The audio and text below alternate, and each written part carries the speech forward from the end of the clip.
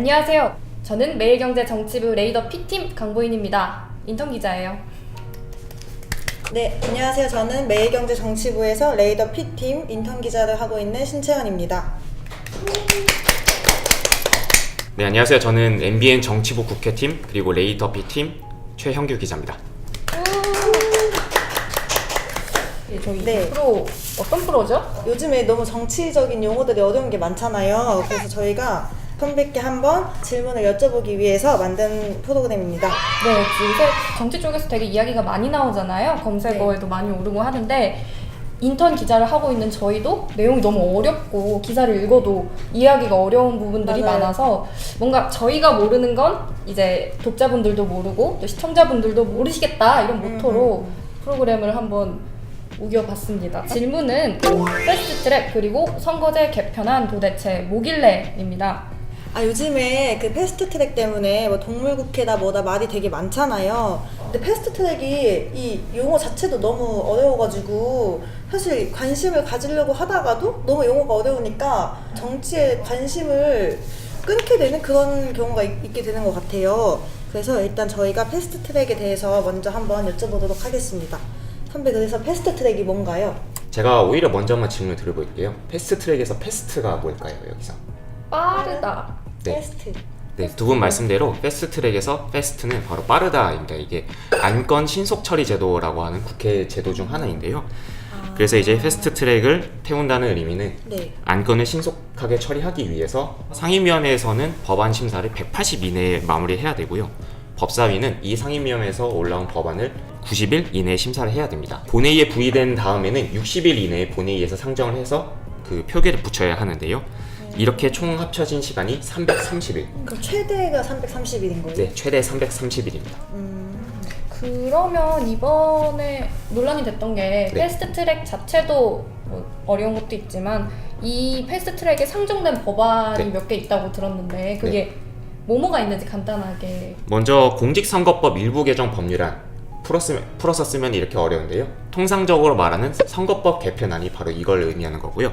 그 다음에 고위공직자 범죄수사처 설치와 운영에 관한 법률, 이것이 바로 공수처법입니다. 네. 그리고 검찰청법 일부 개정 법률안, 그리고 형사소송법 일부 개정 법률안, 이거 두 개를 합쳐서 검경수사권 조정 법안이라고 하는데 이 세 종류의 법안들이 이번에 패스트트랙으로 지정이 됐습니다. 이 세 가지 법 중에서 뉴스를 키면 얘기가 많이 나오는 게 선거제 개편안이었어요. 근데 이 선거제 개편안이 뭐 어떻든 좀 우리가 투표를 하면은 이거를 어떻게 뽑히는 방식이 바뀐다 이거 자체는 알겠는데 저도 뉴스를 봤더니 뭐 정치인들도 이해하기 어려운 개정이다. 뭐 계산기 두들겨야 된다. 너무 어려워요. 선거제 개편안이 어떤 내용 담고 있었나요?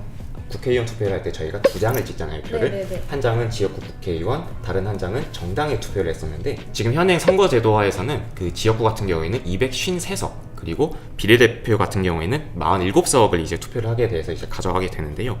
지금 올라온 선거제 개편안의 경우에는 일단은 국회의원 정수 300석은 그대로 유지를 했습니다. 네. 네, 유지를 한 가운데 지역구 같은 경우에는 225석, 그리고 비례대표는 75석으로 이렇게 의석수를 둘 다 고정을 해놨고요.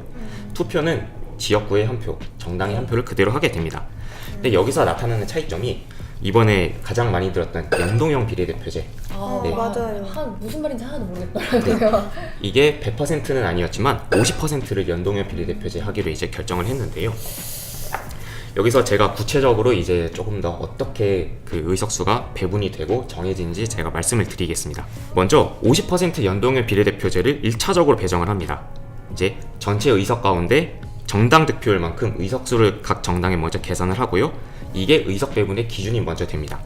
여기서 지역구 당선 의석수를 뺀 것에 네. 이 뺀 결과를 50%를 곱해가지고 비례대표 의석으로 1차적으로 먼저 보충을 하게 되고요. 이렇게 연동형 비례대표를 1차로 배정을 한 다음에 지금 남은 자리들이 있잖아요. 네. 남은 자리들을 다시 정당 득표로 해가지고 비례대표 2차에 배정을 하게 됩니다. 심상정 정개특위위원장이 그 발표한 시뮬레이션 결과에 의하면 20대 총선 기준입니다. 새누리당 같은 경우에는 122석을 얻었었는데요. 지금 올라와 있는 선거제 개편안이 도입이 되면은 12석이 줄어들어서 110석이 되고, 더불어민주당 같은 경우에는 123석을 얻었었는데 이게 선거제 개편안이 도입이 됐을 때에는 16석이 줄어들어서 107석이 됩니다. 이에 반면에 국민의당 같은 경우에는 20대 총선에서 38석을 얻었었는데요. 이 지금 현재 연동형 비례대표제가 도입이 되면은 59석으로 무려 21석이 늘어나게 됩니다. 정의당 같은 경우에는 지금 6석을 얻었었는데 오히려 8석이 늘게 돼가지고 14석이 되는 그런 결과를 얻게 됩니다.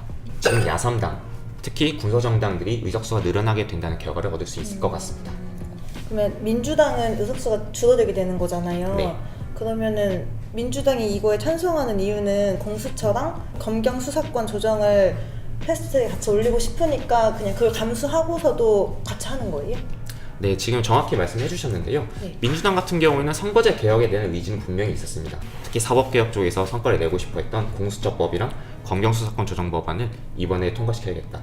이런 이해관계가 서로 맞았기 때문에 여야 4당이 함께 패스트트랙으로 지정하게 된 겁니다. 이번 패스트트랙 선거제 개편안 한 줄로 정리하자면 어떻게 될까요? 이번 선거제 개편안의 가장 핵심 내용은 연동형 비례대표제 도입입니다. 이 연동형 비례대표제가 도입이 되면은 비례성, 결국 이제 정당 투표로 인한 민심이 반영되는 비율은 높아질 수밖에 없습니다. 현재 거대 양당보다는 공소정당들의 의석수가 아무래도 늘어날 가능성이 높게 되고요. 이 패스트트랙으로 지정됐기 때문에 늦어도 내년 3월 이때까지는 선거제도가 정해질 텐데 과연 이대로 결정될지는 아직 미지수입니다.